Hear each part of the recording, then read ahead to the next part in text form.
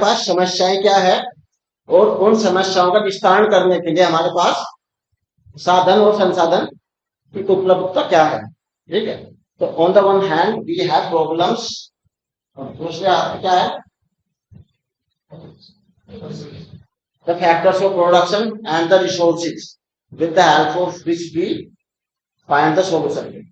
दूसरे हाथ पर हमारे पास है साधन और संसाधन, ठीक है, जिनसे हम समस्या का निस्तारण करते हैं। तो सबसे पहले आपको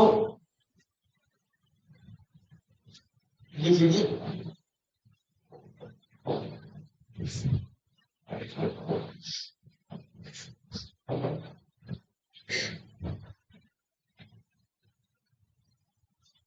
ठीक है। आप इसको ईगो इंडिपेंडेंट है सो, ठीक है, ईगो प्लानिंग भी लिख सकते हो, इंडिपेंडेंस लिख सकते हो, जिसमें आप प्लान कर रहे हो, या प्लान को भारतीय अर्थव्यवस्था की स्थिति, वो भी आप इसको लिख सकते हो। इसमें मैंने आपको खास क्या बात बताई थी, दो तीन मुख्य बिंदु थे। कोई बच्चा बताएगा? जान तो दो तीन तो बता ही देंगे।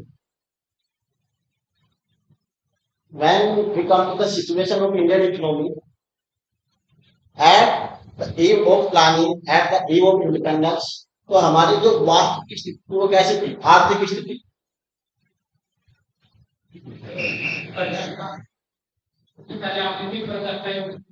सबसे पहले मैंने बताया था इसकी जो बेसिक मोस्ट बेसिक कैरेक्टरिस्टिक थी, जो सबसे खास विशेषता थी, वो ये थी कि उस समय इसको कहा गया ऐसी इकोनॉमी जो निर्धनता के दुष्चक्र में फंसी हुई है। तो इसकी जो बेसिक कैरेक्टरिस्टिक वो थी,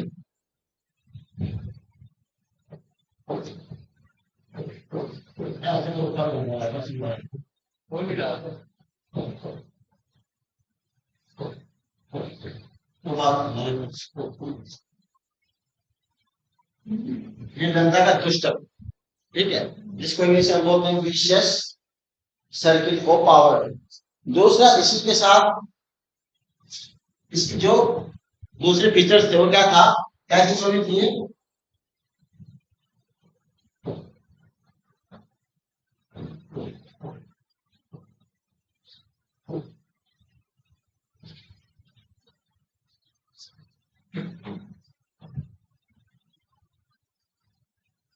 कृषि आधारित व्यवस्था या अर्थव्यवस्था। ठीक है, जो व्यवस्था यहाँ पे प्रिवेल कर रही थी वो थी कि हमारा पूरा प्रोडक्शन था, हमारे पास कोई इंडस्ट्रियल बेस नहीं था, हमारे पास कोई सर्विस सेक्टर नहीं था। जो डोमिनेंसी थी वो कृषि की थी। तो हमारा जो लाइवलीहुड का साधन था, जरिया था, वो क्या था, कृषि। एक more than 75% people of the country were engage in the production of agriculture commodity. 75% के आसपास के जो लोग थे हमारे देश के, वो कृषि कार्यों में संलिप्त थे। ठीक है, निर्धनता का दुष्चक्र, विशेष सर्किल ऑफ पॉवर्टी, विशेष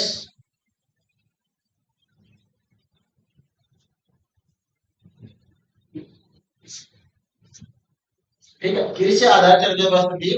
और उसके बाद भी जो कृषि संबंध थे वो कैसे थे,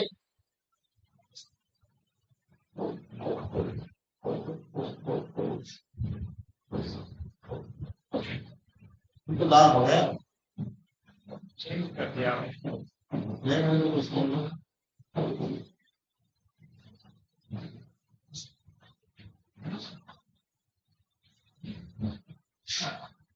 सामान्य कृषि संबंध। और ये तीन नाम लिखने की जरूरत है मुझे, में तीन नाम लिखने हैं, तो क्या लिखूंगा मैं बताओ, बता भाई विकास। मैं बता रहा हूँ कि ये ऐसी इकोनॉमी थी जो निर्धनता के दुष्चक्र में फंसी थी।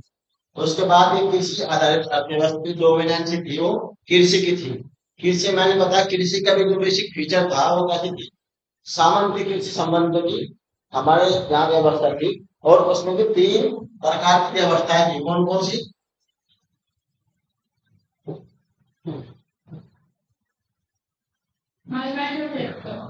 जमींदारी,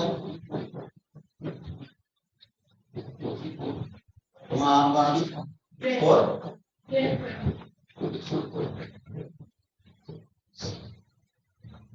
क्लियर मॉडल। ठीक, इसके अलावा कुछ चीजें मैंने जहाँ से बच्चे बताया था, कुछ मैंने आपको फीचर्स बताए थे। Per capita income, capital formation, ठीक है, वो थी नहीं। जो मास ऑफ द पीपल थे, लेबर फोर्स का वो पॉवर्टी, ज्यादातर लोग जो है पॉवर्टी में, जिसको हम गरीबी बोलते हैं, गरीबी में फंसे हुए हैं। क्योंकि ऑलरेडी मैंने लिखा हुआ है कि जनता का दुख सब। तो जो उस टाइम के एस्टिमेट्स है, अभी मैं उसके बारे में आपको थोड़ा साइंटिफिक बताऊंगा, मैं बता रहा हूँ। जो मोटा मोटा अनुमान लगाया गया, तो ये मान लिया गया कि 55 से 60% के आसपास जो देश के निवासी है वो गरीब है। लेकिन यहाँ पे कोई गरीबी लाइन नहीं है, कोई ऐसा पैरामीटर नहीं बताया गया है जिसके आधार पर हम कह सके कि पर्टिकुलर जो पर्सन है वो गरीब या अमीर कैसे है। ऐसा कोई बेंचमार्क नहीं है, ठीक है। बेंचमार्क कब आया, कैसा है, उसके बारे में बात करेंगे, ठीक है। तो कैपिटल फॉर्मेशन में था, गरीबी बहुत ज्यादा थी, ठीक है, पर कैपिटल इनकम बहुत लो थी। तो हमारे पास जो है अब बचा क्या, अब जो लोग हैं, मैंने बताया कि 75% के पीपल थे, देवर एंगेज इन द एग्रीकल्चर, और पर कैपिटल इनकम बहुत कम है। तो मैंने बताया कि उसके बाद इस बात की आवश्यकता महसूस की गई, क्योंकि लोगों के पास तो पैसा नहीं है, तो it should be the responsibility of the government to develop the economy. तो अब सरकार को आगे आना चाहिए अर्थव्यवस्था का विकास करने के लिए। तो उसके बाद सरकार काम करती है। तो जब आप अपना चार्ट बनाएंगे, तो आपके यहाँ पढ़ा लिखना पड़ना है शुरू से, आप छोटे लिखिए, फिर आपका लंबा जाएगा। जब आप चार्ट बनाएंगे तो उसके बाद हम जो है प्लानिंग की तरफ मूव करेंगे, ठीक है। तो पहले चार्ट में जाएंगे हम,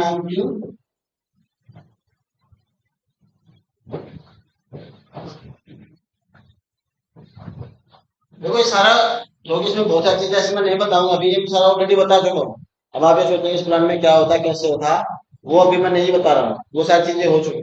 मैं ये बता रहा हूँ कि चार्ट इसलिए बना रहे हैं ताकि आप लोगों को अगर 10 मिनट ही मिलते हैं, तो 10 मिनट का चार्ट देखने के बाद आप इकोनॉमिक्स से कम 5-7 क्वेश्चन ऐसे हैं जो आपको समझ में आ जाएंगे, और ट्रेंड तो पूरा समझ में आ ही जाएगा कि हमने किस प्रकार से चीजें शुरू की थी और किस प्रकार से बदलते हुए उनको, कहाँ कहाँ जरूरत पड़ी बदलने की, और बदलते हुए यहाँ तक कैसे बदलना, ठीक है। तो 51 से लेके 56,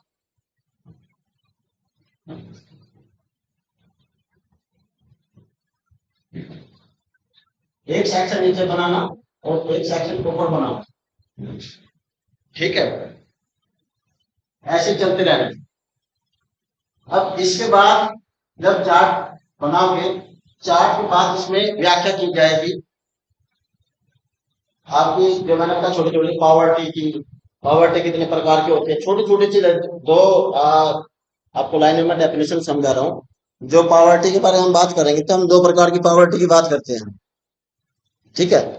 थोड़ा सा मुश्किल जरूर रहेगा आप लोगों के लिए, क्योंकि मैं पूरा इकोनॉमिक्स मर्ज कर रहा हूँ, बीच में पॉवर्टी भी लेके आ रहे हैं और प्लानिंग भी। लेकिन आपको अगर पूरा सिनेरियो समझना है तो आपको ये समझना होगा इन प्लानिंग के जो गोल थे, वो इकोनॉमिक ग्रोथ हो गया, पावर एग्रीगेशन हो गया, एम्प्लॉयमेंट जनरेशन हो गया, इन्फ्लेशन कंट्रोल हो गया, ठीक है, बहुत सारी चीजें हो गई।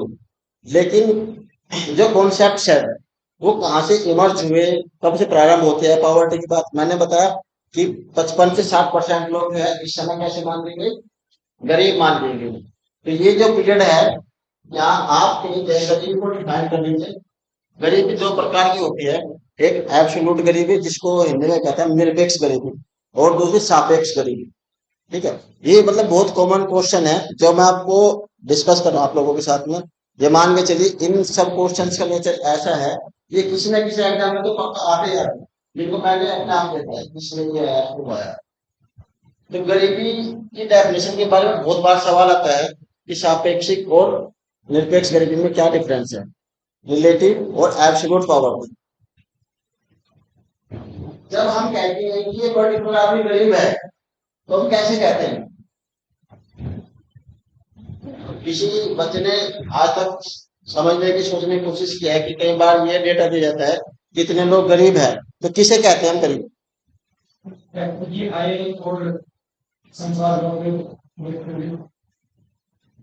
लेकिन कैसे आप समझ पाएंगे किसी की आय, कोई अपनी आय बताता है कि नहीं बताता है क्या।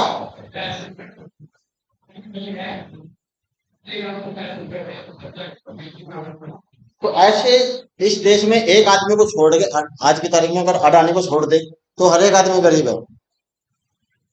भाई इसके मुकाबले में कोई ना, वो छोड़ दो वो सबसे ऊपर है और तो उससे कमी है।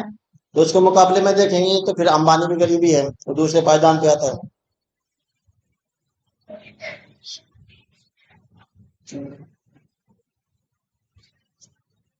एक बेंचमार्क होता है, ये बहुत इसलिए आप लोगों को मैं थोड़ा सा उकसाता हूँ। ये बहुत ही कॉमन नेचर के क्वेश्चंस है जिसका इकोनॉमिक्स के साथ नहीं, आपकी रोजमर्रा की जिंदगी के साथ संबंध है। पावर्टी, जब हम बात करते हैं निरपेक्ष की तो हम बात करते हैं एक पावर्टी लाइन की। जैसे वो बता रहा है कि कोई जो है ऐसा पैरामीटर बनाया जाता है। तो जब हम पावर्टी लाइन की बात करते हैं तो दियर वी हैव सर्टेन बेंचमार्क्स, हमारे पास कुछ बेंचमार्क्स होते हैं। इसके ऊपर होगा तो गरीब नहीं है और इसके नीचे होगा तो गरीब है। ठीक है, और जो बेंचमार्क होता है उसको बोला जाता है गरीबी रेखा। ठीक है, तो जो भी आदमी उस रेखा के नीचे होता है गरीब, जो उसके ऊपर है वो गरीब नहीं, अमीर नहीं कह रहा हूं मैं, क्योंकि अमीर की डेफिनेशन कुछ और भी है, लेकिन वो गरीब नहीं माना जाएगा। और जो सापेक्ष गरीबी है वो गरीबी है जो उस बच्चे ने मुझे भी बताया। जब तो हम किसी व्यक्ति को दूसरे व्यक्ति के सापेक्ष देखते हैं कि इसकी आर्थिक स्थिति कैसी है। ठीक है, हो सकता है कि हमने ये लाइन बनाई कि जिसकी भी इनकम 10,000 से कम है वो सब गरीब माने जाएंगे। अब दो लोग ऐसे हैं जो एक 12,000 रुपये कमा रहा है, एक 20,000 रुपये कमा रहा है।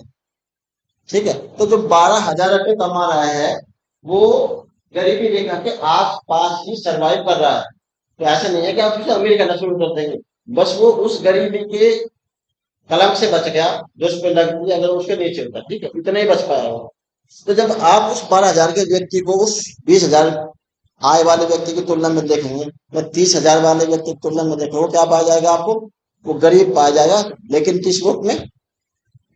सापेक्ष रूप में। ठीक है, तो निरपेक्ष रूप में वे सब गरीब है, पॉवर्टी लाइन के नीचे है, और सापेक्ष रूप में कोई भी गरीब हो सकता है। ये तुलनात्मक एक है अध्ययन है।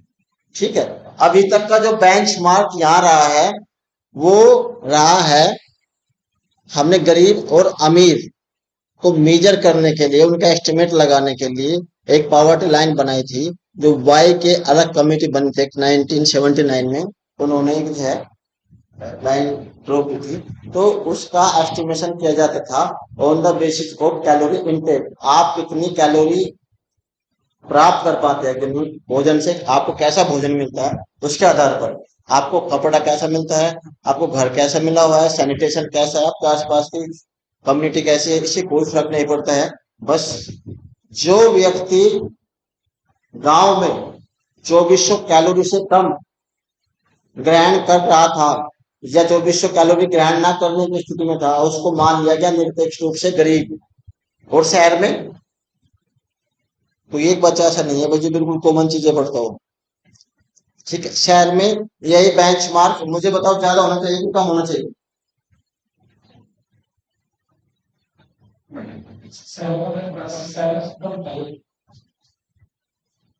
नहीं, हर चीज के एक रीजनिंग होती है, हर चीज के पीछे एक जो है लॉजिक होता है, वो मैं लॉजिक ही जानना चाह रहा हूँ। मैं ये तो समझ गया कि आप लोगों ने पढ़ा नहीं है। सर भी दोनों को हार्ड वर्क करते हैं, वो पहले हम हार्ड वर्क करते थे, स्ट्रीट पर इंग्लिश में। वेरी गुड, ठीक है। बेटर, जो आपका फूड इनटेक होता है या आपकी कैलोरी इनटेक है, आपके शरीर को रिक्वायरमेंट किस हिसाब से, किस हिसाब से डिपेंड करता है कि आपका शरीर क्या करता है। अगर आप सुबह से शाम तक पड़े हुए हैं, तो आप 9 बजे खाना खाया, मूवी देखनी शुरू कर दी, लेटे हुए हैं, तो 2 बजे भी आपको ऐसी भूख नहीं लगेगी कि आपका मना हो जाएगा, आप बिना खाए तो बिल्कुल ऐसा हो जाएगा। ठीक है, लेकिन अगर आप 9 बजे खाना खाए और 9 बजे आप ऐसे फिजिकल वर्क में लगे, कूद रहे, तो आपको 2 बजे ऐसे भूख लगेगी बिना खाना के आप यहाँ खड़े हो जाएंगे। ठीक है, क्योंकि कैलोरी बर्न होगी तो बॉडी को कैलोरी की रिक्वायरमेंट भी होगी। तो ये जो बेंचमार्क रखा गया, शहर में रखा गया 2100 कैलोरी, और ग्रामीण क्षेत्रों के लिए रखा गया कितना? 2400 कैलोरी। तो जो शहर में 2100 कैलोरी से कम कंज्यूम कर रहा है उसको भी गरीब मान लिया गया, और गांव में जो 2400 कैलोरी से कम गरीब मान लिया गया। इसके आधार पर डेटा तैयार होता है हिंदुस्तान में कितने गरीब है, और इसका भी डेटा अलग अलग होता है, इस शहर में कितने गरीब है और गांव में कितने गरीब है। ठीक, उसके बाद हम प्लानिंग की तरफ बढ़ते हैं। प्लानिंग कमीशन कैसे बना, कौन चेयरमैन था, कौन वाइस चेयरमैन था, वो सब अब जो है मेरा काम है वो मैं सारे बता दूंगा। 1951 से 56 दूसरी प्लान कब से कब की गई, बताओ। 56 to 61 61, ठीक है। इन दोनों प्लान में कोई ऐसी घटना आपको याद हो जो आपको याद आती हो, जो मैंने अभी तक आपके साथ डिस्कस किया है, ऐसा कुछ है? फिर आप 1961 से काफी लाभ हो जाता है कि सब क्या चेक करेंगे। इसमें गड़बड़ कर दी, इसमें मेरी एक दिन में छुट्टी हो गई तो पता नहीं है ना, हैंग हो रहा उसके बाद से क्रैश कर दिया। 1966, ठीक है। अब आपको मैंने पहले पता चार्ट हम इसलिए बना रहे हैं कि देखो ये तो मैंने आपको बता दिया, जो मैंने एरो बनाए हैं, जो इन एरो में आपको क्या करना है कि नीचे जैसे एरो बनाना है, आपके पास चार्ट ऑफ प्लस पेज रहेगा, आपको बताना है इसके टारगेट्स क्या थे, अचीव क्या किया है। ये मैंने इसलिए छोड़ा हुआ है, मैं नहीं करूंगा, मैंने सब लिखवाया हुआ है पहले। ठीक है, ऐसे इसका लिखना है आपको, ऐसे इसका लिखना है। नीचे की तरफ आपको गोल्स, जो आपने गोल्स लेट डाउन किए थे, और अटेनमेंट आपने अटेन क्या किया, आपने पहले में कितना किया, 2 पॉइंट। ग्रोथ रेट का लक्ष्य क्या था, 2.1। ठीक है, अगर तुम लोगों का एग्जाम होगा तो मेरे पढ़ाने का फायदा क्या है, जब तुम डेटा सारा भूल रहे हो। मैंने पहले कहा था कि यहाँ जो आदमी खड़ा है उससे नहीं खड़ा है कि आपको एक एक चीज बताएगा, उसका काम है आपको रास्ता दिखाना, इनपुट आपके पास होना चाहिए। ये क्लास तो खत्म हो जाएगी, अगले साल भी एग्जाम देना, उसके बाद भी देना है, अगर कामयाब नहीं है फिर कौन याद रखेगा, किसकी जिम्मेदारी है, मेरी की तुम्हारी। तो डेटा सबसे यूजफुल चीज होती है कॉम्पिटेटिव एग्जाम्स के लिए। मैं ये नहीं कह रहा हूँ कि सीबीटी करते हैं, कोई भी एग्जाम अच्छा एग्जाम देना है, ये सारी चीजें आपको उसकी जरूरत पड़ेगी। ये चीजें ऐसी है कि एक आध एग्जाम को अगर आप छोड़ दोगे, कोई पीजीटी का वैसे हर एग्जाम में आपको इतना इकोनॉमिक्स फेस करना पड़ेगा, उतनी हिस्ट्री बतानी पड़ेगी, जितना सर बता रहे हैं उतना ये जो कॉमन कॉन्सेप्ट है, सस्टेनेबल डेवलपमेंट होगा, इकोलॉजी होगी, एक एनवायरमेंट होगा, ये सब आपको उतना करना ही करना है, चाहे एग्जाम कोई भी हो। ठीक है, तो जो आपके गोल्स आपने डिसाइड किए हैं वो क्या अटेंड किए हैं वो नीचे आप लिखते चले जाए, और जो भी ऐसी कोई घटना जो आपको लग रहा है कि इस पीरियड में हुई है, घटना का मतलब नहीं छोटी मोटी घटना, जो मेजर हैपनिंग्स है उनको आप जो है ऊपर मेंशन करोगे। जैसे इस पूरे सेशन को कुछ भी ऐसा पता नहीं, लेकिन जो ये वाला पीरियड है तीसरी प्लानिंग का, तीसरी प्लानिंग में नीचे टारगेट लिखेंगे, आप ऊपर क्या लिखेंगे, इसमें 3 घटनाएं मुख्य रूप से आती है। कोई बच्चा ऐसे जो तीनों घटना बता देगा मुझे, वो तो आसान है, बताओ। ऐसे तो मुझे कुछ समझ नहीं आया।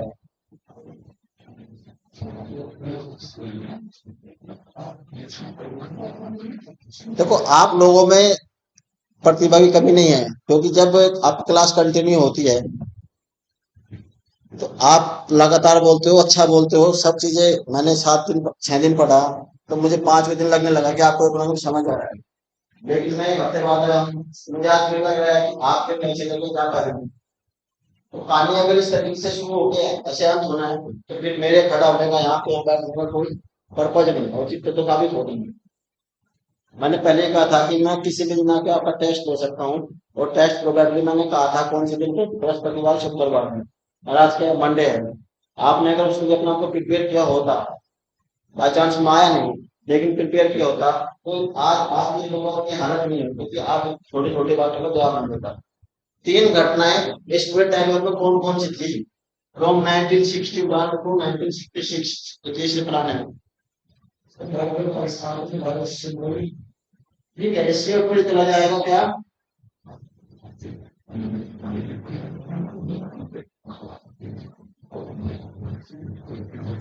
इनको चाइना। दूसरा इनकी डेट मेंशन कर देना, डेट इसलिए मेंशन कर देना क्योंकि सवाल कहीं ना कहीं आपकी हिस्ट्री के भी है। ठीक है, इसके बाद कब हुआ था इंडो चाइना वार? कब? 62, ठीक है। उसके बाद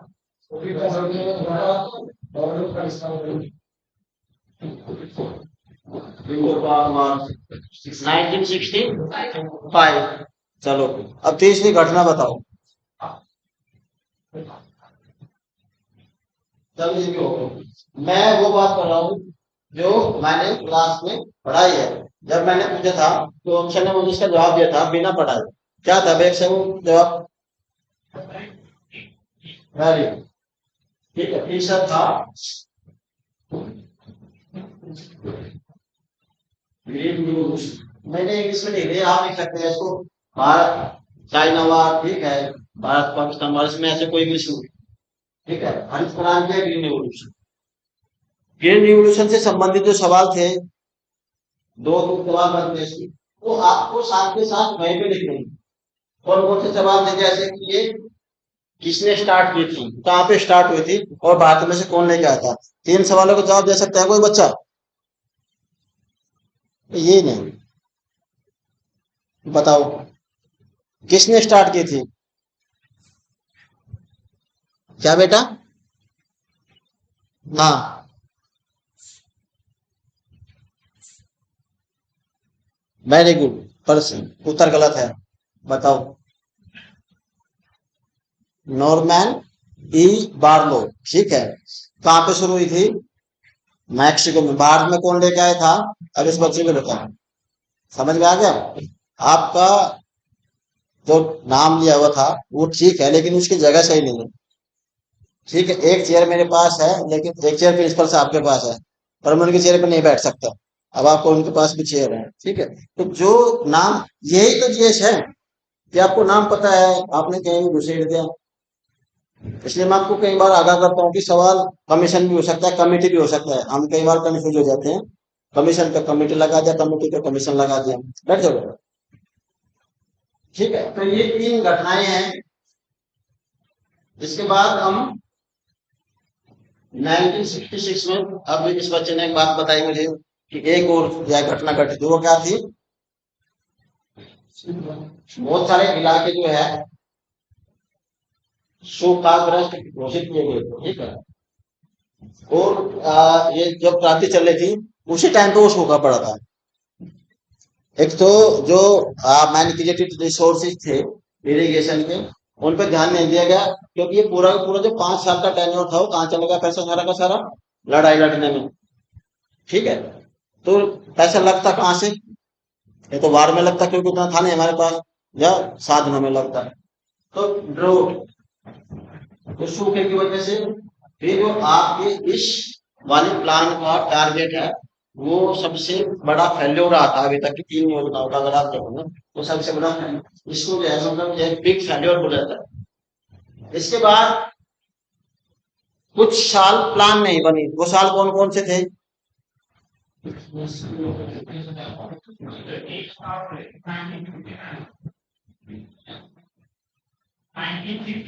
ठीक है, तो 3 साल 66 से लेके 69 तक हमने एनुअली जो है अपनी इकोनॉमी को असेस किया, जहाँ पे जो जरूरत लग रही थी उसके हिसाब से जो है उसकी पूर्ति करने की कोशिश की। लेकिन इस ड्यूरेशन में प्लान घोषित नहीं की गई। एक तो रिसोर्सेज की कमी थी, दूसरी कंडीशंस जो है थोड़ी सी हैक्टिक हो रही थी। इसके बाद नेक्स्ट पेज पर देता हूँ, ठीक है। आप इसको कंटिन्यूशन में ऐसे रखेंगे। इसके बाद आप जब फोर्थ प्लान, फोर्थ प्लान आ गया तो 1969 से कब तक? 74। नीचे अब एरिया किस लिए है?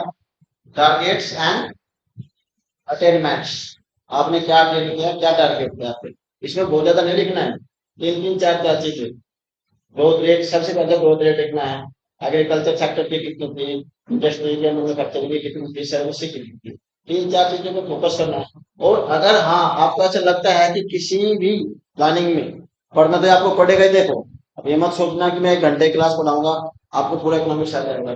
जब तक आप नहीं करेंगे।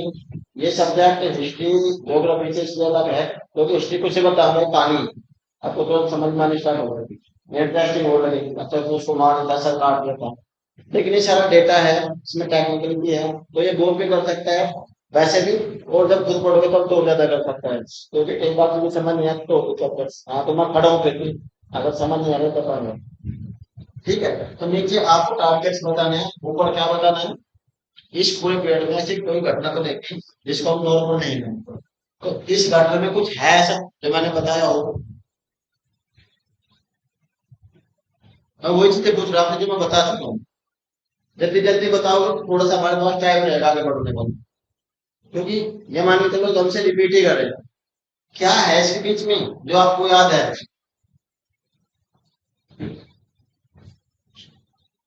हिस्ट्री कितने बच्चों ने पढ़ी है बताओ, ये बताओ कितने बच्चे मास्टर परस्यू कर रहे हैं, मास्टर में आ गए हैं या कर लिया है, एमएससी, एमए, एम कॉम, ऐसे कितने बच्चे हाथ उठाओ। तो तुम इतने टाइम से अगर पढ़ रहे हो, तुमने कभी थोड़ी बहुत जो है जनरल हिस्ट्री पढ़ने की कोशिश नहीं की बेटा अपने लिए? जब आपने ग्रेजुएशन कर लिया, उसी के बाद आपको अपने करियर की चिंता हो जाती है, होती है कि नहीं होती है? अब लड़कियों के लिए तो खासकर से ये ऐसी समय होती है जिसमें उनके पेरेंट्स को, क्योंकि हमारे जो पेरेंट्स है अभी भी बहुत ट्रेडिशनल है, 25 22 साल की होती है, माँ बाप को फिर सताने लगते हैं, उसका शादी विवाह करते हैं। क्या मैंने कहा, जो मैंने बताया, नेशनलाइजेशन हुआ था वो भी एक बड़ी घटना थी, लेकिन प्लान में उसका जो है उतना रोल नहीं है, उतना रोल है कि प्लान फेल क्यों हुई और प्लान सक्सेसफुल क्यों हुई। तो उसमें जो बड़ा इवेंट है वो है 1971 की लड़ाई, 1971 में लड़ाई हुई थी, कोई नहीं हुई थी, किसकी लड़ाई हुई थी? तो यार आपको यह भारत पाकिस्तान तो मतलब ऐसा मुद्दा है देश में, इसके ऊपर तो पूरी पॉलिटिक्स चल रही है, यही तो मुद्दा है देश में, वो तो सारे मुद्दे गौन हो गए। तो आपको उसका भी नहीं पता है तो फिर आप क्या पढ़ रहे हैं बताओ? चार्ट हैं जो बड़ी लड़ाई लड़ी है भारत में आजादी के बाद में, तो उसकी डेट के साथ साथ में क्या घटना घटी थी क्या नहीं थी, कारगिल में लड़ाई कब हुई थी। तो ये अगर आप लोगों को नहीं पता है तो आप मेरी बात मान, मैं आपको कोई छोटा नहीं दिखाना चाहता हूँ, लेकिन मेरी गुस्से की वजह ये है कि मैं आपको कई बार बोल चुका हूँ, मेरी आधी क्लास इसी में चली जाती है। लेकिन मेरी समस्या ये है कि आप लोग ऐसे ही आके बैठ जाते हो, जवाब नहीं देते हो, तो मुझे ऐसे पढ़ा नहीं देता मेरे से। कि मैं इससे पहले जहाँ के पढ़ाता था, बीए फर्स्ट ईयर के स्टूडेंट भी बेचारे रेस्पॉन्स करते थे, तो जो बोल दिया वो करके लेके आते थे। ठीक है, तो इसमें जो आपको परफॉर्मेंस कर लेना, ऊपर जो है इसमें आपको 1971 में लड़ाई लड़ी गई थी, इंडो वार, ठीक है, उसको मेंशन करना है। भाई ये घटनाएं तो आपको पता है कि उस टाइम पे हमारे प्लान फेलियर थे, क्यों घटे, क्या रीजन रहा, क्या वजह थी, रिसोर्सेज कहाँ डाइवर्ट हो गए हमारे, जो इंडस्ट्री या जैसे सेक्टर को स्टोर करने में लगे थे वो बाद में हमारे शो हो गए। ठीक है, इसके बाद प्लान कौन सी, ये कौन सी प्लान थी, तो इसके बाद प्लान कौन सी, पांचवी प्लान कब से कब तक, डिसाइड कब से कब तक के लिए की गई थी, 1974 से लेकर 1979 तक, लेकिन चली कब तक, 78 तक।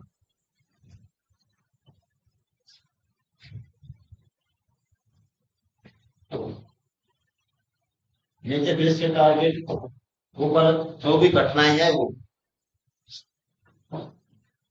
ठीक है, इसके बाद ये क्रम कहाँ तक चलेगा,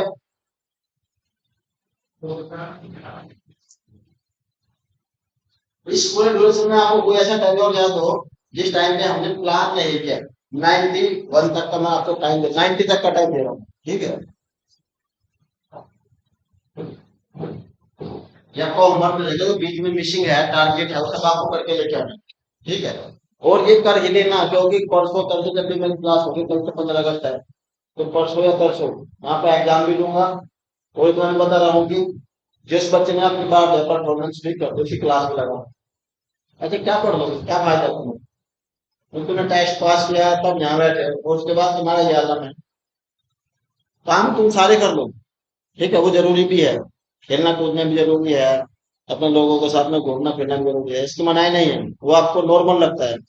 लेकिन जो आपका बेसिक एम है, अगर आप उससे डाइवर्टेड हो तो फिर आप मतलब कुछ नहीं करो, वो भी किसी पर्पज का नहीं।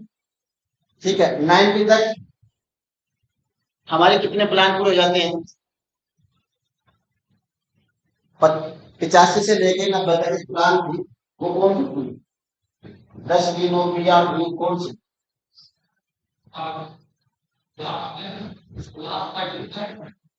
लास्ट नहीं बेटा, 1990।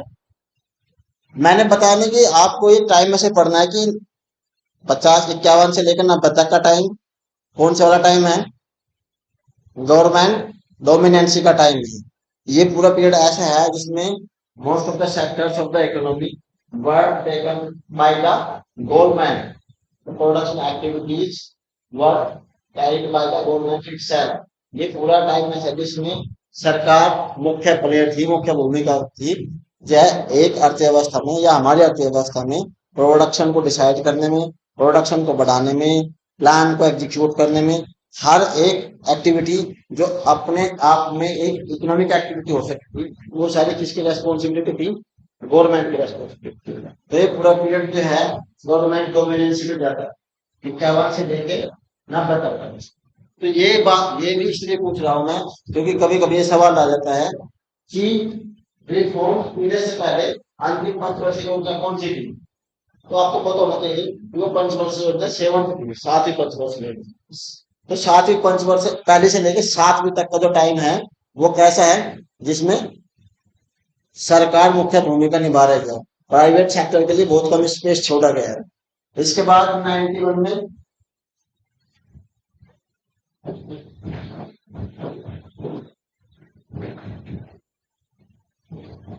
रिफॉर्म्स इनिशिएट किए गए। ठीक है, रिफॉर्म्स के बारे में मैंने आपको बताया था, 3 सेगमेंट में रिफॉर्म्स हुए थे। 3 वो सेगमेंट क्या थे? 3 टर्म मैंने क्या इस्तेमाल की थी?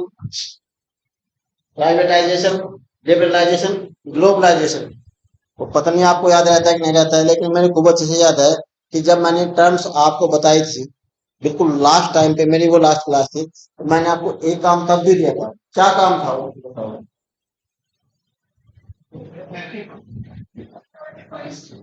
कितने कितने? 4 4 का था, 5 का था। अब अगर मान लिया मेरी तो और भी क्लास और भी काम है, और आपको तो भी पढ़ना है, पढ़ना है, एग्जाम देना है, तो मुझे तो याद है कि मैंने बच्चों को पिछले हफ्ते क्या बताया था, क्या नहीं। आप लोगों को याद नहीं है, तो इसका मतलब ये है कि मैं तो थोड़ा बहुत सीरियस हो गया आपको लेके, लेकिन आप खुद को लेके सीरियस नहीं हो। मैंने आपको पहले दिन ही समझा दिया था कि ये मुश्किल सब्जेक्ट है, आपका मन तभी लगेगा जब आप खुद पढ़ के आएंगे। मैं अच्छा बुरा टीचर तभी बनूंगा जब आपकी बेसिक समझ होगी। आपकी बेसिक समझ नहीं है तो आपको हिस्ट्री समझ आ सकती है, पॉलिटिकल साइंस समझ नहीं आ सकती है, सोशोलॉजी समझ आ सकती है, लेकिन इसमें 100% दिक्कत होगी। ठीक है, तो मैंने आपको कहा था कि 4 4 पॉइंट्स आपको मुझे बताने हैं। तो कोई बच्चा है ऐसा जिसने 4 पॉइंट सोचे प्राइवेटाइजेशन के बारे में? क्यों भाई अक्षय, नहीं सोचे? तो ऐसे मतलब काम कैसे करना है? मैंने कहा कोई क्लास लेने के बाद होगी, तो आप लोगों ने कहा, ठीक है, now to can take on granted the things, बाद में जब आगे देख लेंगे। तो ये आपको मेरे लिए थोड़े ही करना है कि मैं खुश हो जाऊंगा, हाँ नहीं कर दिया। जो भी करना आपको अपने लिए करना है। ठीक है, कि जो रेस्पॉन्सिबिलिटी है सबसे पहले वो खुद के लिए बनती है। तो 4 4 पॉइंट्स और उसको अगर मुझे नहीं मिलेगी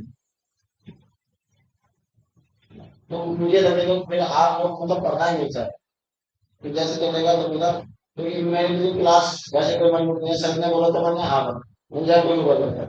लेकिन अगर आपका रवैया ऐसा रहेगा, मुझे इसमें कोई ऐसी दिलचस्पी नहीं है कि मैं आपको खाली बस ये है कि मैं आया तो लग गया, मुझे मतलब दिक्कत होती है ऐसे पढ़ने में क्यों पढ़ाने में। तो वो मुझे लगा कि जो ये बच्चे आप उनसे बेहतर सीख रहे होंगे, लेकिन आपके साथ भी वही दिक्कत होता है।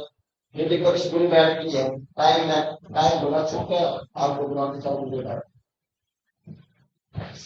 ठीक है, 91 तक का टाइम हो गया। 91 में रिफॉर्म्स हमने जो है इनिशिएट कर दी। उसके बाद का जो सिनेरियो हमने डिस्कस नहीं किया था, ठीक है, वो अब हम करें। 91 से कब तक का? तो 7 प्लान जो है इस पीरियड से पहले है, और कितनी प्लान बची? 5 प्लान, पंचवर्ष योजना जो है 91 के पीरियड के बाद है। ये भी सवाल पूछ सकता है कि रिफॉर्म से पहले कितने प्लान शुरू थे, रिफॉर्म के बाद में कितने प्लान शुरू थे, ठीक है। अन्य प्लान कौन सी थी? 12वीं थी। आपसे भी पूछा जा सकता है कि रिफॉर्म के बाद पहली प्लान कौन सी थी, तो रिफॉर्म के बाद पहली प्लान कौन सी लगती है?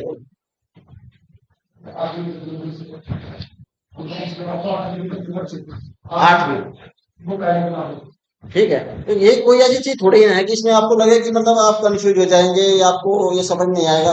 दिक्कत बस वही है कि आप खुद से नहीं बढ़ रहे हो। तो इतना तो डेटा ही बता रहा हूँ, लेकिन आगे जैसे आप फाइनेंशियल सेक्टर पढ़ोगे, उसका कंपोजिशन पढ़ोगे, फिर दिक्कत होगी आपको। तो आप मतलब आसान चीजों को अपने से नहीं पढ़ोगे, तो मुश्किल चीजों में फिर मेरे लिए मुश्किल हो जाएगा, तो मैं आपको समझा सकूँ, ठीक है। तो अब यहाँ तक ये पूरा चैप्टर क्लोज हो जाता है, जिसे हम जो है गवर्नमेंट डोमिनेंसी के नाम पे पढ़ते हैं। इसका सबसे गलत से दूसरा मुख्य है कि ये मान के चलिए कि सार है, वो आप इस प्रकार से बोल सकते हैं कि इस पूरे ड्यूरेशन में सरकार ने एक सामाजिक न्याय स्थापित करने की कोशिश की।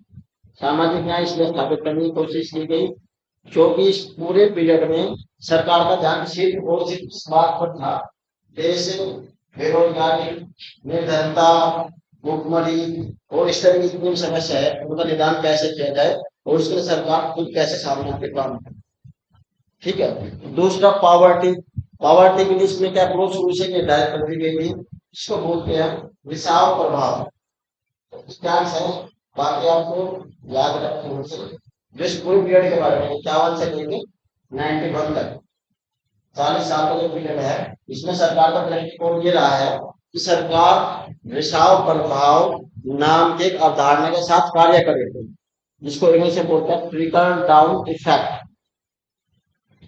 जब कोई चीज ऊपर से छलकट नीचे लेयर तक खिल जाता है, जैसे आपने रिफाइनरी बनाना, रिफाइन करके एक लेयर ये होता है, दूसरा लेयर होता है, और आपने कोई चीज ऊपर से डाल, तो वो यहाँ से यहाँ, यहाँ से यहाँ, यहाँ से यहाँ, इसमें से होती हुई जाएगी। तो इस प्रक्रिया को यहाँ से यहाँ तक पहुंचने को रिसाव प्रभाव होता है। केमिस्ट्री वाले बच्चे ने तो ये पढ़ा ही होगा वैसे भी, ठीक है। क्योंकि लेकिन ये आर्थिक जगत में की गई है, इसको ट्रिकल डाउन बोलते हैं, ट्रिकल होकर नीचे जा रहा है।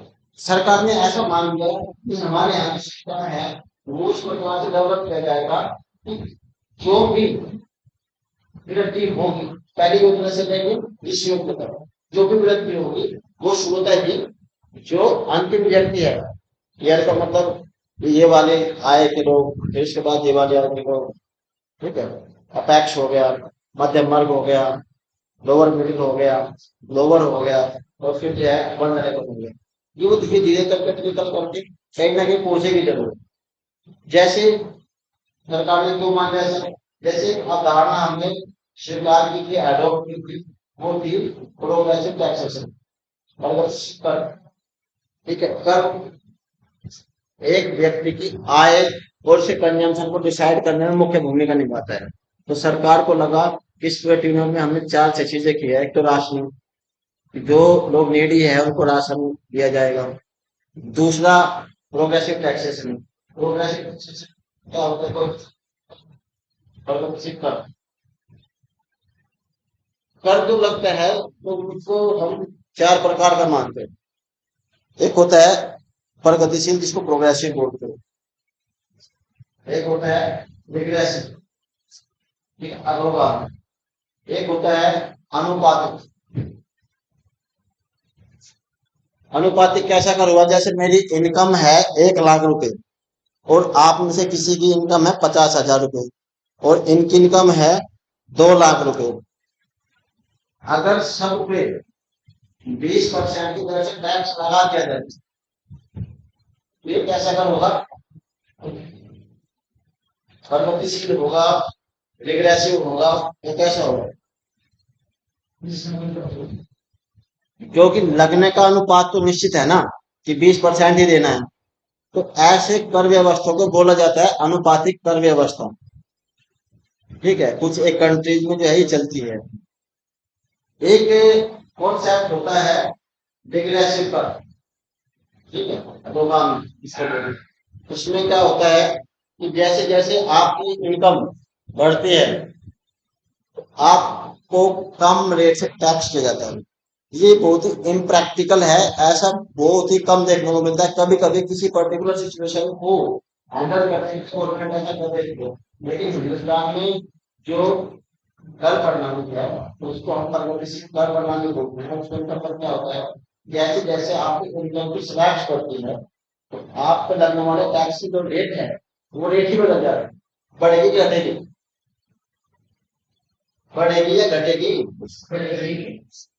तो प्रगतिशील का मतलब क्या है कि जैसे जैसे आपके आय का स्तर बढ़ेगा आप पे जो टैक्स लगेगा वो भी प्रगति करेगा। ठीक है, आपके यहाँ भी अलग अलग एटीएस हम है, 3 लाख तक का आप, उसके बाद 5%, उसके बाद 10%, उसके बाद उतना परसेंट, और फिर एक मैक्सिमम सेविंग होती है 2%। इसके बाद जो है टैक्स नहीं बढ़ा। वो कारपोरेट के लिए ऐसे ही है, वो जो इंडिविजुअल्स होते हैं उनके लिए होता है। रेट अलग अलग है, उसके बारे में हम बात करेंगे जब इनकम टैक्स की बात करेंगे, तो उसमें हम दोनों टैक्स की बात करेंगे। अभी हम यही चलते हैं। ठीक है, तो कर कैसे कैसे होते हैं, यही सारी की सारी चीजें मैं बता रहा हूँ, जो सारी की सारी ऑब्जेक्टिव क्वेश्चन है 100%। ये सवाल बहुत बार आता है कि भारतीय अर्थव्यवस्था में किस प्रकार की कार्य प्रणाली अपनाई जाती है, आएगा, योगा में आएगा, वो आपको देखो। ठीक है, कई बार सवाल ये आता है कि प्रगतिशील कर में ये होता है, उसकी विशेषताएं बताएं। अब किसी की विशेषता वो गलत भी बता सकते हैं, सही बता सकते हैं। अवधारणा आपकी अगर स्पष्ट होगी तो आप जो है जरूर सही सवाल का जवाब सवाल का सही मिलेगा। ठीक है, तो यहाँ तक की स्थिति तो आपको क्लियर है कि हमने कैसे कैसे मतलब करके हम 91 तक, 91 में जो हुआ था मैंने वो सारा आपको बता दिया था कि हम बैलेंस ऑफ पेमेंट क्राइसिस में फंस गए थे। उसके रीजन आते हैं, मैं दोबारा नहीं बताऊंगा। ठीक है, इसके बाद हम शुरू करते हैं 8 प्लान से। मैंने बताया रिफॉर्म पीरियड के बाद जो पहली प्लान थी वो कौन सी प्लान थी? 8 प्लान थी, 8 प्लान। ठीक है, कब से कब तक भाई?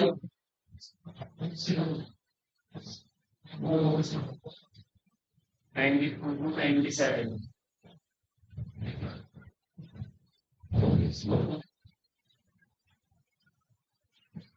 90। ठीक है, इसके बाद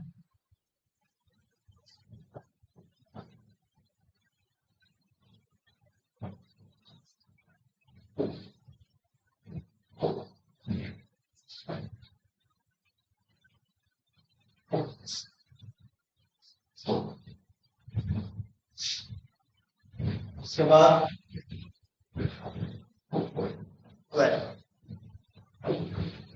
उसके बाद 12 से लेकर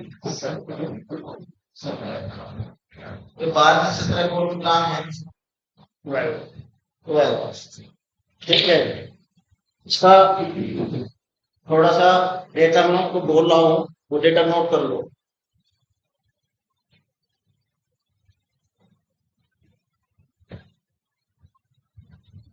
जो ओवरऑल ग्रोथ रेट डिसाइड किया गया था 8 प्लान में, इट वाज 5.6।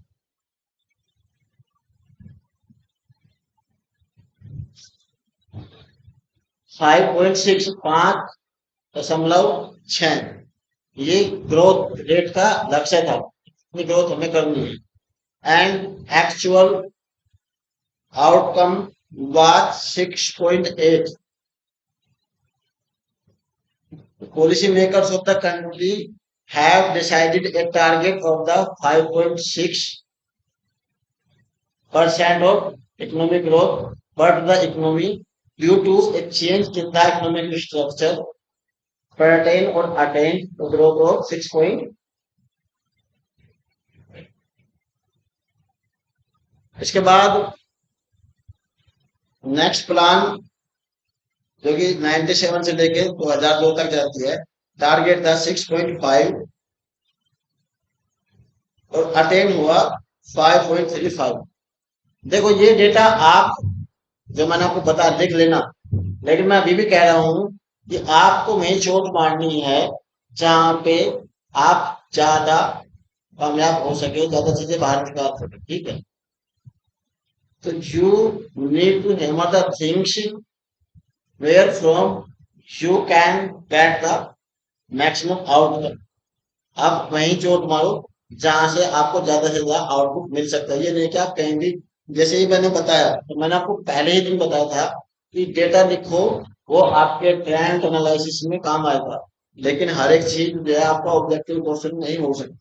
तो इस तरीके के क्वेश्चन कोई आपसे पूछे 97 से 2002 तक का इस सेक्टर ग्रोथ रेट क्या है, तो ये सवाल मैं पहले कह रहा हूँ कि आने का तो कुछ भी आ सकता है, आप ये नहीं कह सकते क्यों देते, लेकिन इसके आने की जो संभावना है वो 0.01 ही है,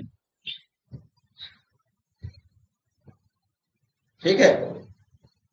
लेकिन जो ग्रोथ बता रहा हूँ, मैंने बताया कि एग्रीकल्चर सेक्टर की, इंडस्ट्री, सर्विस की अलग अलग ग्रोथ हुआ, जो ये कॉमन ग्रोथ है ये वो जरूर पूछ सकता है।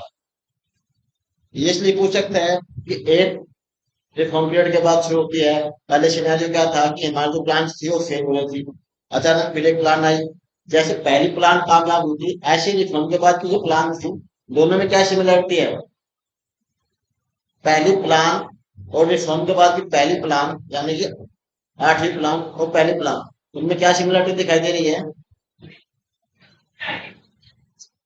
दोनों में ये हुआ, जितना टारगेट डिसाइड किया गया था उससे ज्यादा ही जो है आउटपुट हमने जो है अचीव किया है। तो दोनों की सिमिलरिटी थी। इसमें ऐसा क्यों हुआ, क्योंकि पहले हम एक स्टैग्नेशन में काम कर रहे थे, most of the sectors were working under the control of the government, and government were not giving was not giving full hand to the entrepreneurs, industries, firms. सरकार उन लोगों को एक इंडिपेंडेंस हो डिसीजन मेकिंग वो नहीं दे पा रही थी, तो उनको अपनी डिसीजन मेकिंग में दिक्कत आई थी। उनको जब कैपिटलाइजेशन की बात आती थी, बाहर से पैसा नहीं मिलता था, बाहर के सेक्टर से रोक ही रखी थी सरकार ने, तो इस वजह से एक स्टैग्नेशन में फंसती अर्थव्यवस्था धीरे धीरे धीरे करके जो बाद के प्लान्स है उनका फेल्योर इसीलिए रहा कि जो सिस्टम था, स्ट्रक्चर था, वो as per the requirement of the entrepreneurs नहीं था। जो उद्यमशील लोग थे, जो उद्योग थे, जो फर्म्स थे, उनकी जो रिक्वायरमेंट थी, उनको जो एनवायरमेंट चाहिए था, ऐसा एनवायरमेंट देने को सरकार कहीं ना कहीं फेल रही। इसके बाद 2002 से 7 तक की जो प्लान है, यानी कि 10, उसमें है 8% का लक्ष्य था और 7.6% हमने अचीव किया। 11th में 9% का लक्ष्य था, 8% अचीव किया, और 12वीं में 8.2 का लक्ष्य था, 6.9 अचीव किया। यहाँ आपकी प्लान्स खत्म हो जाती है, ठीक है।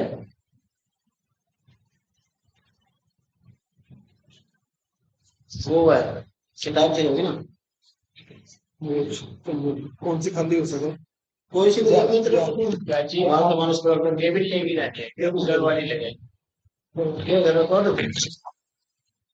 या अगर थोड़ा बहुत टाइम रह रहा हो हाँ तो वो लगता ही है आप 10 मिनट। हाँ 10 मिनट बाद 10 मिनट। ठीक है। तो if you will analyse you find that there is a vast difference between the attainment of growth in phase first and second. अगर आप ध्यान से विश्लेषण करोगे तो आप देखोगे कि जो फेज सेकंड की ग्रोथ रेट है जो हमने अचीव की है, पहले फेज की ग्रोथ रेट के मुकाबले में बहुत ज्यादा है, ठीक है। इसमें जो ग्रोथ रेट आ रही है आपकी 6.8, 5.35, 7.68, 6.9, और पहले वाली में जो थी आपकी ग्रोथ, उनका एवरेज लगभग जो है 4.5% के आसपास आता है, ठीक है। और इनका जो एवरेज है वो 7, 7.25% के आसपास आता है। तो ये लगभग 1.5 गुना ग्रोथ रेट का टाइम रहा है। कहाँ से कहाँ तक का? 1992 से लेके 2000 कब तक का? 17 तक का, ठीक है। तो 17 और 8, ये कितने साल का पीरियड था? 24 साल का पीरियड, ठीक है। पहला पीरियड कितना था? 40 साल का। तो पहले में जो स्थिति थी उसमें हम प्रोडक्टिविटी के हिसाब से पिछड़ रहे थे। दूसरी जो फेज है उसमें हम प्रोडक्टिविटी के हिसाब से तो नहीं पिछड़ रहे हैं, लेकिन इसमें भी कुछ समस्याएं उत्पन्न हुई है। उन्हीं समस्याओं के उत्पन्न होने के बाद कई सारे कॉन्सेप्ट इमर्ज हुए हैं, जैसे इंक्लूसिव ग्रोथ। अगला ही जब हम लेक्चर करेंगे तो उसमें हम जो है इंक्लूसिव ग्रोथ के बारे में बात करें, जिसको बोलते हैं समाज समावेशी आर्थिक समृद्धि। समावेशी का मतलब होता है जिसमें हम सबको मिलाने की कोशिश करते हैं, सभी को समावेशित करने की कोशिश करते हैं। ठीक है, एक एक्सक्लूसिव होता है, एक इंक्लूसिव होता है। एक्सक्लूसिव क्या होता है? जिसमें हम लोगों को चीजों को एक्सक्लूड करते हैं, बाहर निकालते हैं। और इंक्लूसिव क्या होता है? जिसमें हम चीजों को इंक्लूड करने की कोशिश करते हैं। तो उठवा लो, कोई नहीं। राकेश है, ये राकेश। ठीक है, ये वाली जो दो प्लेट है, पहले वाले वो बेसिक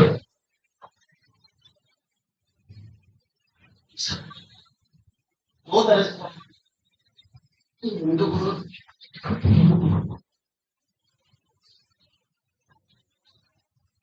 प्लेट का कॉन्सेप्ट किस लिए रखना, तो ये भी ले जाएंगे। चलता करता तो टाइम है, डेढ़ होकर से जीरो 7। इस पूरे ड्यूरेशन से आर्थिक वृद्धि को हिंदुस्तान की समृद्धि कहा जाता है। हिंदुस्तान की समृद्धि के नाम से एक राष्ट्र के नाम के इकोनॉमिक्स में है, उन्होंने इसका नाम रखा है हिंदू ग्रोथ रेट। कोई हिंदू या तो ग्रोथ रेट नहीं है, ये हिंदुस्तान ग्रोथ रेट के बारे में एक अनुमान है। 3.5%, 3.5। ठीक है, ये इसका एस्टिमेशन है। कॉन्सेप्ट किसने दिया? प्रोफेसर राज किशन।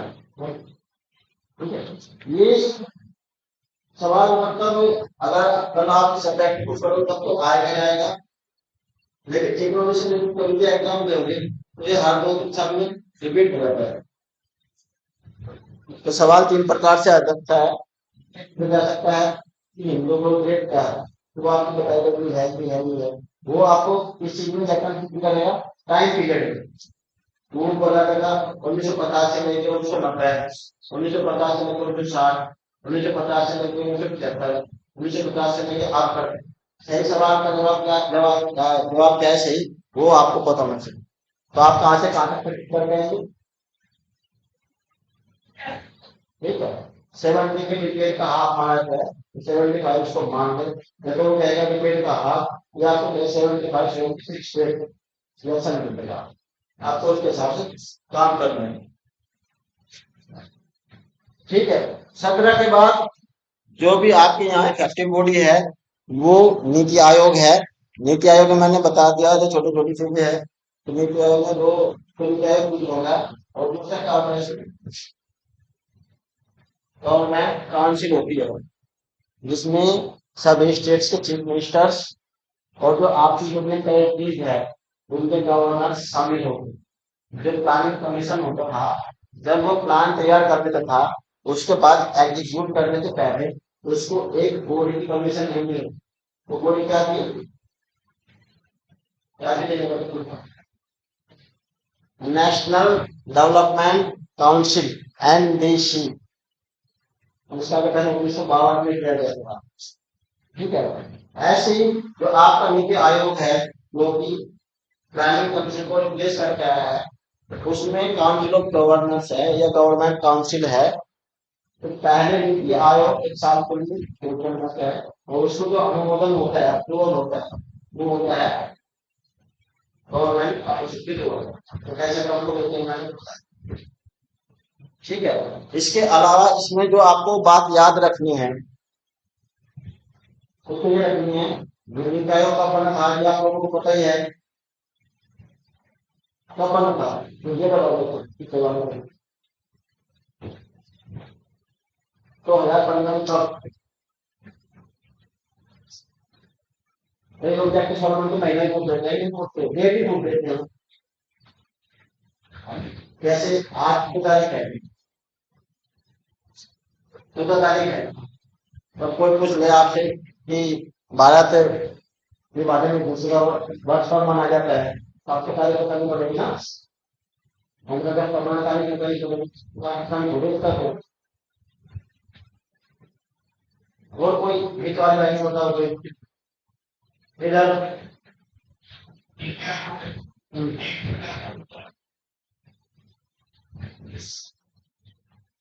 जनवरी,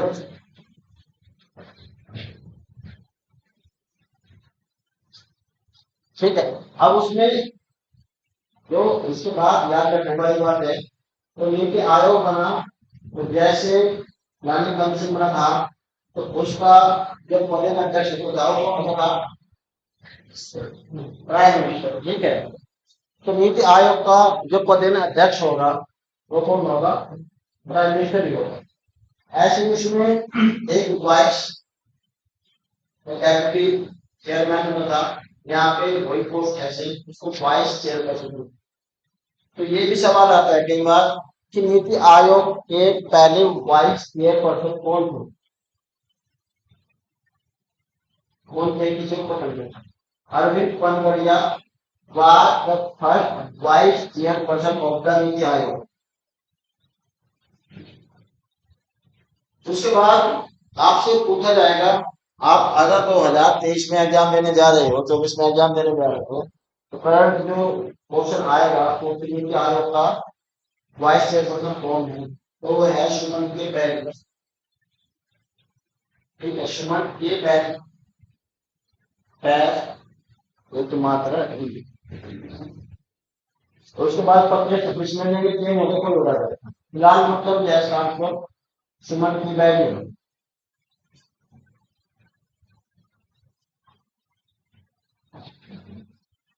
इस पूरी ड्यूरेशन में अगर किसी बच्चे का 51 से लेके 2022-23 तक हम कैसे बढ़ गए हैं, हम इसको फ्री कर दो। चार्ट तो आप खुद बनाओगे, मैंने बताया तो मैं आपको बहुत ज्यादा ऐड करनी होगी।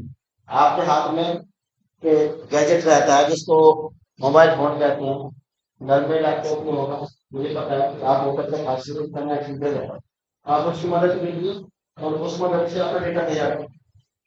आपको डेटा की जरूरत ज्यादा पड़ेगी, ठीक है। क्योंकि आप अगर इकोनॉमिक्स को अपना सब्जेक्ट बनाएंगे तो आपका जो दृष्टिकोण है कुछ और होगा, आपको एक इन-डेप्थ अप्रोच की जरूरत पड़ेगी।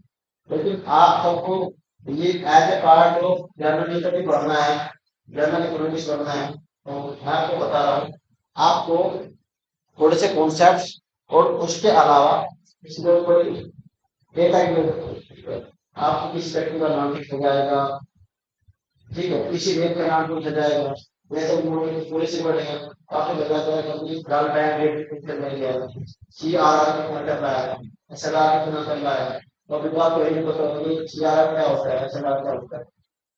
थोड़ा सा तो आपको कॉन्सेप्ट समझना होगा कि बैंक्स कौन कौन सी रेट है जो फॉलो करते हैं, क्या आता है, उसके लिए सारी चीजें आ रही हैं। ये नेक्स्ट वाले क्लास में जैसे कि लगेगा मैंने क्या बताया, सब चैनल से बात करेंगे, सोशल बैंक से बात करेंगे, इन लोग आपको के बारे में बात करें, कौन सा एक मिनट की बात करेंगे। जो आज डिस्कशन में था टॉपिक आपका सस्टेनेबल डेवलपमेंट, उसके कितने एस्पेक्ट्स है, लेकिन मैं सारा का सारा जो ऑब्जेक्टिव फॉर्म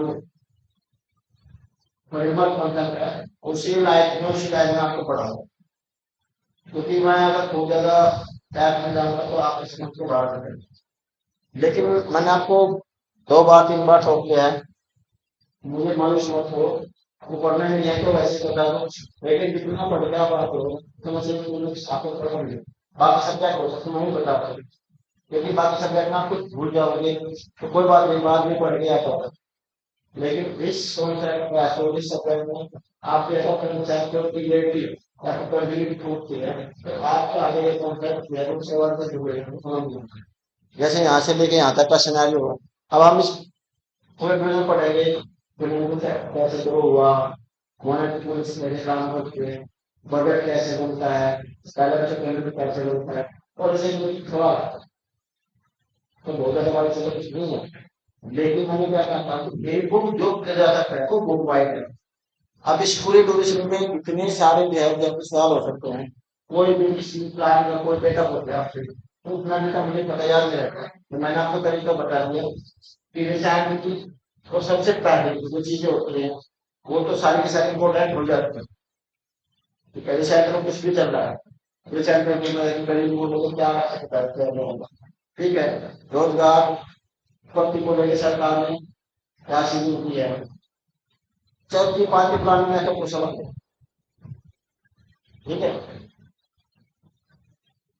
तो अगली क्लास में हमें बताते हैं क्वेश्चन इसमें कि हमें इसको तो पढ़ेंगे तो पावर की एस्टिमेशन को लेकर तो हमें कहीं पढ़ेंगे क्या करके डेवलपमेंट कर सकते हैं। इसमें भी तीन चार सवाल निकलते हैं। दूसरा इंक्लूसिव ग्रोथ, इंक्लूसिव ग्रोथ जो लोग बहुत छूट गए हैं उनको उस दायरे में आने की सरकार क्या कर रही है। जैसे कि ओक्सफैम का नाम सुना है किसी ने? ओक्सफैम, चलो आज के लिए काम दे रहा हूँ, नेट पे ओक्सफैम डाल के देखो, ओक्सफैम इंटरनेशनल आप डालना, पहले ये पता करना ओक्सफैम कौन है, क्या है, क्या करता है। उसके बाद डालना ओक्सफैम रिपोर्ट फॉर इंडिया, तो स्पेलिंग बोल रहा है इसे और स्पेलिंग OXFAM। क्या बेटा?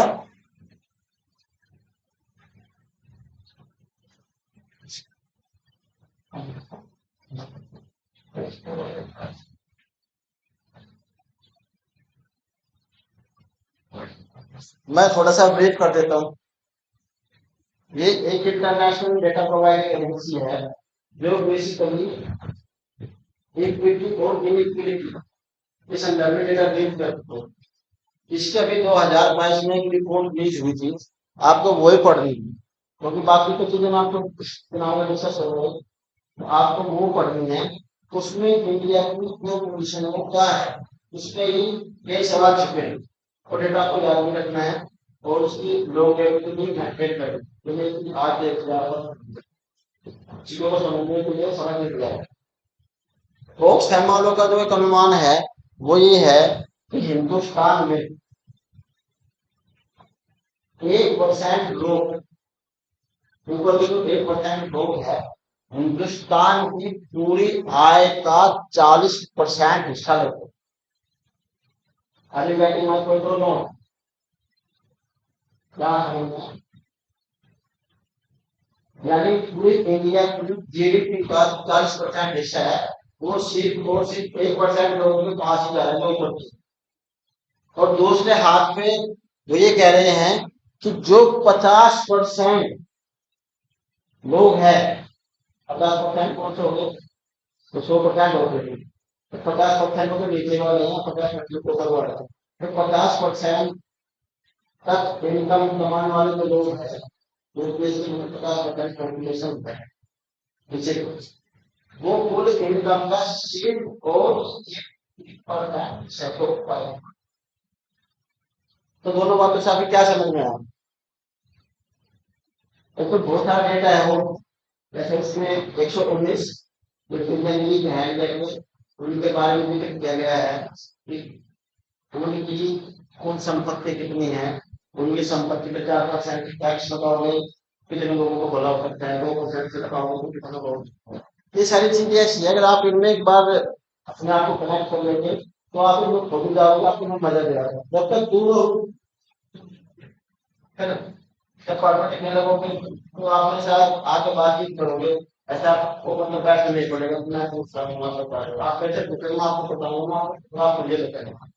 और बड़े एग्जाम की तैयारी, बड़े एग्जाम का मतलब सीमित नहीं है, हर एक एग्जाम जो आपको किसी तैयारी बिठा सकता है उस एग्जाम की तैयारी करने वाले लोगों का इंटेलेक्चुअल लेवल इतना तो होना चाहिए कि वो जो डिलीवर कर रहा है उसके साथ में रिसर्च करता। अगर ये संप्रश्न ऐसे देख बस बैठे भूल गया जब आपके कहाँ तक चला गया कहाँ तक नहीं, उसका इम्पैक्ट कितना मुझे पता ही नहीं। फिर भी चीजें मतलब आपके हैंड से बचे, यहाँ कोई टीचर आता है अच्छा बुरा कैसे तो वो अपने आप को सही है, ये आपके हाथ में आता है, उससे क्या निकल रहा है। आप जब वो चीजें पूछेंगे चाहे वो कैसा भी सही और जब करके मैं बोलेंगे तो हो सकता है तेरे पास कॉम्पिटिशन कम है, हो सकता है कि तैयारी हिसाब कम है, लेकिन अगर मैं ये दावा करूँ, अगर बच्चे अच्छे होते हैं तो मैंने ऐसे ऐसे पढ़ाते देखे कि मुझे कभी किताब उठाना तो मेरा ऐसा नहीं है। जब आप पूछेंगे तो मैं क्या बोलूँगा, अपने देश को बताऊंगा ना, लेकिन आप पढ़ के नहीं आएंगे तो तुम्हें तो बच्ची बच्चा ही है, तुम का जाना आपको सारी करूंगा, आप लोग काम नहीं करते। तो आप लोगों ने तैयारी के साथ आओगे, चाहे किसी नाश्ते में आए, आपको अपने साथ कम्युनिकेशन हो जाएगा। आप लोग तैयारी करके आओगे तो ये कम्युनिकेशन के रूप में क्या करेंगे। तो ये 1 घंटा 1.5 घंटा जो ज्यादा है इसका फायदा कर इन्वेस्ट तो आपकी साइड से एक होना है अप्रोच, वो मुझे कहीं ना कहीं मतलब कम दिखा देता है, तो मुझे डिपेंडेंटली बोलना पड़ता है। आखिर में सब कुछ फील हो गया है, तो मुझे लगा कि आपको कुछ 1000 लोगों का तो फायदा नहीं। तो सर्जनशिप यही है, मैं पक्का ईमानदार से कह सकता हूँ, एक ही बच्चे ने जिन जिन मेरी क्लास में किताब उठा नहीं लेते एक भी, मैं झूठ बोल रहा हूँ, है तो बच्चे भी पहले तो नहीं पढ़ गए। तो आप परसों पेपर में उठाएंगे तो पीसीआईएस क्रैक करने वाला कैंडिडेट पड़ेगा, आपको बहुत रोमांचक लगता है। अच्छा इसने क्या किया है, कितने परसेंट फीस, मेरी परसेंटेज से ज्यादा है, ऐसा लगता है मैं कर सकते हैं। तो मोटिवेशन के बाद मतलब फेवरेट सोर्स ही ढूंढते हैं, लेकिन एक मात्र मोटिवेशन मैंने वो करके बताया था, वो है आपका कॉन्फिडेंस और इंटरेस्ट, वो आपका डेवलप हो गया, आपको किसी तरह से पढ़ने की जरूरत नहीं है, आपको आएगा नहीं, आप समझने की कोशिश कर सकते हैं। उसको कितना पैकेट में आता है उसको पता है, उसको जज मत करो, उसकी स्क्रीन में कौन सी किताब पढ़ते हैं उससे मत करते, आपको पता नहीं कौन सी किताब में समझ में आएगी, हम जिस मेडिकल में अगर रखा है वो किताब आपको समझ नहीं आए, लेकिन आपने जो भी आईएएस पढ़ने वाले आदमी ने ऐसे ही मतलब इसमें क्रैक किया है, आज मैं हो गया पूरी इंटरव्यू किताब अच्छी है, आप उसी के लगे पढ़ेंगे। Decide your own needs, not other. मैं किसी चीज में चल सकता हूँ, किसी चीज में कमजोर हो सकता हूँ, आप मेरे पीछे भाग रहे हैं, हमें तो क्या कर रहे हैं। हो सकता है कि मैं 100 मीटर घूमते ही भाग सकता हूँ, उसके बाद मुझे बैठना है, और आप हो सकता है कि 1,000 मीटर से भाग सकते हैं, लेकिन एक इमरजेंसी लगता है आपको, अपने चक्कर में फंस के खुद भी बैठेंगे, मैं तो बैठूंगा। आप ना मतलब ये बात समझने की कोशिश करो कि चीजें यहाँ से आएंगी वहां से आएंगी, या मैं कोई पैसे फील कर रहा हूँ, बहुत लोग तो ऐसा लगता है कि यार फिर होगा नहीं होगा, तो इस मान में कुछ है नहीं, just need to keep your back to your वो आपका जो भी बोल रहा है आप उसको अपना बैक करने की कोशिश करो, बैक करो फिर स्क्रीन की साइड का होगा और मारेंगे विचार, वो ऊपर जो बैठे हैं वो अपना काम अपने आप करें, वो आपका इतना नहीं सीखने वाले कि आप सीधे सीख तैयारी कर रहे हैं मान रहे आपको कुछ भी नहीं मिले, तो भी आपकी सलाह को आपको भी बढ़े, लेकिन आपको लगता है कि अच्छी इंटरव्यू पढ़ के अच्छी बातें करके बड़े बड़ी बातें करके ये सब चीजें हल हो जाएगी, तो वो एक मुझे कई बार समस्या लगे, आपको बड़ा टाइम कम नहीं, ना तो मैं कह रहा हूँ कि बच्चों से सारे लिखा है, जब अपने पास बोलते हुए 2 दिन पढ़ के आएंगे तो मुझे लगा कि पढ़ के आपको समझ नहीं आ रहा, लेकिन अगर पढ़ोगे नहीं तो तीसरा भी कुछ नहीं बनता।